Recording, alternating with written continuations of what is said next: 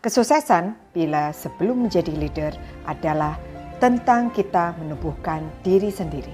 Tetapi ketika kita sudah menjadi leader, kesuksesan adalah tentang menumbuhkan orang lain.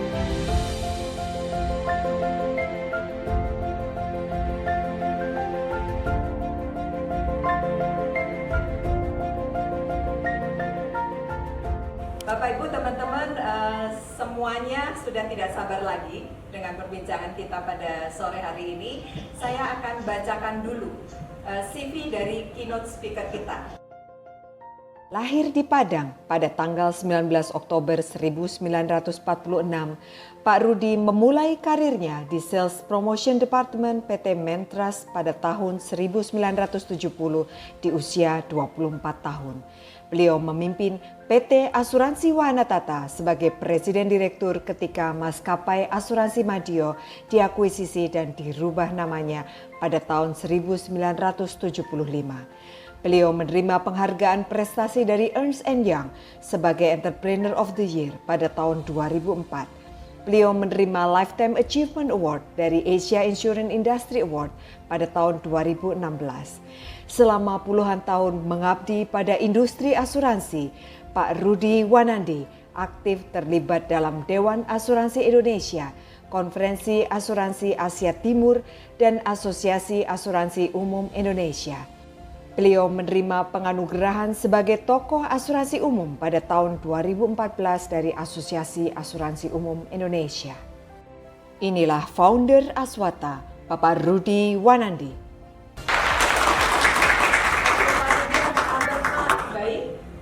Baik. Ya. Bapak, aktivitasnya apa Pak hari-hari? Ada appointment, ada teman, ada cek, ya udah kita ada Zoom. Saya happy sekali bahwa alhamdulillah badan sehat, aman lah. Pak Rudi Wanandi, Bapak dikenal berhati hangat, sangat bergairah dalam dunia asuransi, penuh cinta terhadap keluarga, bahkan karyawan dan juga seluruh rekan kerja. Terutama untuk eksekutif muda yang didorong untuk terus maju. Nah, kami kepengen tahu Pak, kenapa bisa demikian? Terpetik di dalam saya punya pendidikan sebetulnya dari keluarga. Bagaimana you harus menjadi manusia yang diperlukan atau manusia yang berguna buat masa depan, baik keluarga, baik teman-teman maupun bangsa ini. Saya ini nggak mau punya musuh. Itu kuncinya untuk saya bahwa hubungan ini sangat penting. Di umur 24 tahun, Bapak sudah sebagai Sales Promotion Department di PT Mentras. Saya datang melamar, saya tuh dikenalin sama beberapa pemimpin di sana. Akhirnya saya tinggal di asrama di mes di Cibuluit.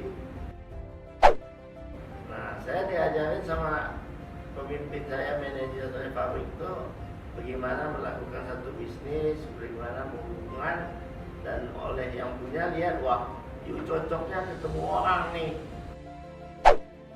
Saya pertama kali selama 3 minggu itu naik oplet dari atas ke bawah.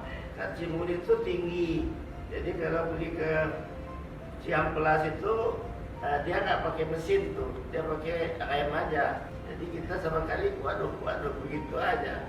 Dia kayak saya diangkat oleh mereka menjadi salah satu pemimpin. Saya dapat mobil. Jadi saya kerja di sana, saya kira hampir 6 tahun ya kali ya. Karena Pak Rudi, founder Aswata, masih ada bersama kita, jadi kita harus sebanyak mungkin kita dapat ilmunya. Mulai dengan 11 orang, yang akhirnya kita makin lama makin besar, dan kita bekerja bersama-sama dengan yang lain untuk mengembangkan asuransi bukan hanya bank saja, tetapi yang lain juga. suatu market yang baru kita nggak bisa berkembang. Pak Rudi, kalau kita bicara tentang membimbing karyawan, jadi Bapak ini dikenal melakukan pendekatan diri secara konsisten, bahkan mengundang karyawan untuk sekolah di luar negeri, bahkan Bapak juga membentuk komunitas pensiunan karyawan. Kita sebagai manusia harus bekerja sama, harus percaya, dan juga harus memberikan kesempatan kepada yang lain. Jadi pendekatannya saya kira pribadi aja. Memang insurannya sangat unik ya. Jadi memang is unik, makanya kalau Anda ketahui, kalau Anda sudah suka bekerja di dalam pelayanan seperti asuransi ini, untuk pindah ke tempat lain, saya pribadi waktu itu sudah nggak mau. Buat saya satu challenge, tetapi suatu kenikmatan juga bahwa asuransi ini ternyata tidak semudah yang dibayangkan. Makanya saya minta kepada bagian pendidikan ya, itu sekolah anak buah itu perlu. Saya berkesimpulan sesudah segini umur saya, banyak teman itu paling enak, jangan banyak musuh.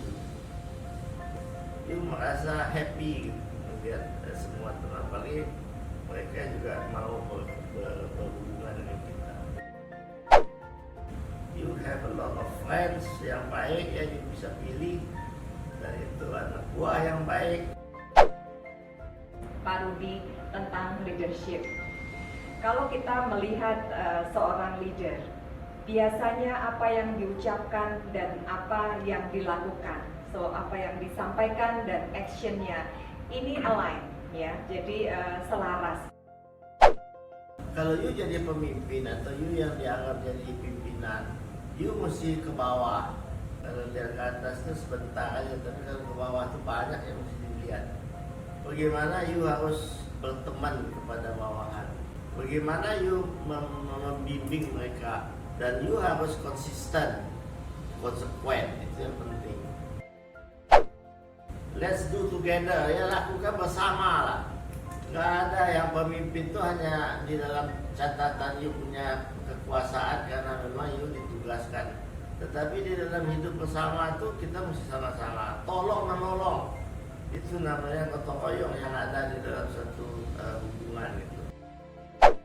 Tidak ada sama sekali jealous kalau anak buah saya tidak masuk, tidak di sini, terus dia jadi orang lebih baik. Saya appreciate, saya hormat. Sekali lagi saya bilang, leadership itu memang tidak bisa diajar begitu saja instan. Itu semuanya bawaannya. Jadi di Aswata kita punya nilai budaya dasar yaitu IPTEK. Kalau kita bicara IPTEK adalah integrity, professionalism, kemudian teamwork, excellence, dan creativity. Values daripada ini cukup berat, gitu. Tantangannya berat, godaannya banyak. Nah ini memang saya kira memang manusia itu value-nya memang disitulah diuji sebetulnya, sampai di mana dia mampu menjalankan tugas atau fungsi dia tanpa cacat. Lihat aja Wanatata, terjadi klaim tsunami di Aceh, berapa miliar, berapa puluh juta euro, itu 50 juta atau apa, itu dibayar. Menurut Bapak, bagaimana cara pendekatan seorang leader sejati dalam menghadapi berbagai karakter di tim agar tetap kondusif dan produktif? Terima kasih, sehat selalu buat Bapak dan keluarga. Kita harus mengajak kita punya staf semua untuk memikirkan bersama. Bahwa belum tentu kita terima dia punya ide, tidak apa-apa. Tetapi kita menghargai mereka sebagai salah satu komponen Anda untuk dapat mengembangkannya itu. Jadi sekali lagi saya pikir teamwork itu harus jalan ya. Apa arti karyawan bagi Bapak Rudi Wanandi? Dan apa arti keluarga bagi Bapak Rudi Wanandi? Silakan Pak. Saya mimpi bahwa kita makin lama makin banyak di Aswata ini membantu bangsa kita untuk hidup lebih baik. Kalau saya di dalam kehidupan dengan keluarga, saya nggak punya suatu cita-cita yang muluk-muluk gitu. Yang penting bapak saya bilang, anak itu sekolah beres. Apakah efektivitas kepemimpinan seseorang dapat dialihkan dari satu organisasi ke organisasi yang lain oleh seorang pemimpin yang sama? Silakan Pak. Lalu saya jawab itu memang itu bisa aja, maklum aja gitu. Karena kalau you sudah jadi pemimpin, apa yang you jalankan itu tidak banyak beda gitu. Jadi apakah itu bisnisnya berbeda, apakah tanggung jawabnya berbeda, tetapi you sudah di dalam satu tingkatan yang memang you sudah mampu gitu memanagenya gitu. Jadi bisa menurut saya, tidak usah takut. Bisa, semua bisa nanti. Pak Harto itu petani, dia bisa jadi presiden. Jokowi tukang kayu, dia bisa jadi presiden, kok bisa. Yang penting you punya ambisi yang baik, yang tidak menghalalkan segala cara gitu. Iya. Setuju ya. Jadi dimanapun berada, bila Anda adalah seorang leader, Anda pasti bisa. Kalau tadi kita sudah bicara tentang integritas, kemudian sekarang kita berbicara soal profesionalism yang mencakup ilmu pengetahuan, keahlian, kompetensi di bidang asuransi, dan juga sikap profesional dalam menjalankan bisnis. Seperti apa menurut pendapat Bapak? Jadi saya kira memang itu tercakup sekali bahwa pendidikan ini penting sekali di mana-mana. Bukan di asuransi, di mana-mana. Kalau bicara soal teamwork, Aswata ini paling terkenal dengan rasa kekeluargaan yang sangat mendalam dalam bekerja. Bagaimana pendapat Bapak dengan kondisi saat sekarang, di mana setiap departemen mungkin punya KPI sendiri-sendiri, kita punya kepentingan dan goal sendiri-sendiri. Nah, teamwork ini menjadi antara susah dan gampang. Kalau memang teamwork ini tidak jalan, ya susah. Jadi semua masing-masing mau jalan sendiri, yang satu mau ini, mau itu. Tapi you mesti discussion itu. Jadi memang dunianya sudah beda dan kita harus ngikutin itu.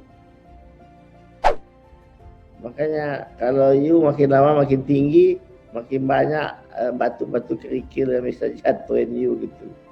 Kalau di waktu kita masih kecil, paling juga batu gede sih gampang dipindahin. Kita ngelengos ya udah. Tapi kalau batu kerikil juga lihat, nah di situ jatuhnya manusia. Katanya kalau kita cepat puas, kita akan dapat hasil yang standar-standar aja, begitu. Nah, excellent ini adalah salah satu komponen di dalam core value yang kita anut. Performance kita yang ada itu yang diakui oleh nasabah kita excellent gitu.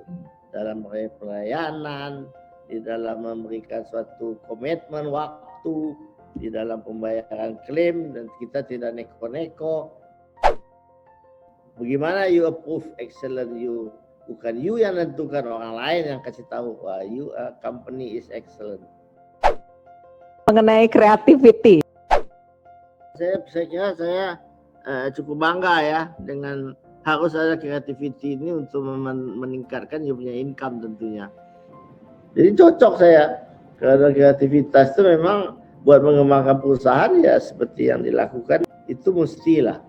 Bahwa harus ada, jadi jangan di stop. Pak Rudi, kita sudah di penghujung acara ini, kami mohon closing statement dari Bapak, silakan Pak. Closing saya, bagaimana you menilai you punya pribadi lah. Jadi closing statement saya itu pribadi kita ini paling penting. Bukan apa-apa, masa depannya kita ya dari pribadi ini yang kita cuma bisa mengisi tapi nggak bisa mengubah, tuh nggak bisa. Values daripada pribadi ini yang kita yang tentukan semua. Kita mau 6, kita mau 7, kita mau 8, kita tentukan. Jangan orang lain yang tentukan kita gitu. Karena kita punya kesempatannya sama semua. Jangan minder, ya, jangan malas. Terus kasih lihat sama kantor, bukan itu saja, tapi sama keluarga juga. Itu menurut saya tidak bisa kita beli atau tidak bisa kita bayar. Gitu. Jaga reputasi, jaga nama, jaga kedudukan, jaga teamwork ya. Saya bangga lah dengan Anda semua di cabang nih. Ya, terima kasih semua nih udah datang. Oke, baik Pak Rudi, terima kasih banyak. Teman-teman, Bapak Ibu, pesan dari Pak Rudi, tingkatkan value, jangan ragu berbuat baik, kemudian jangan takut bicara benar, jangan kecil hati, dan jaga reputasi.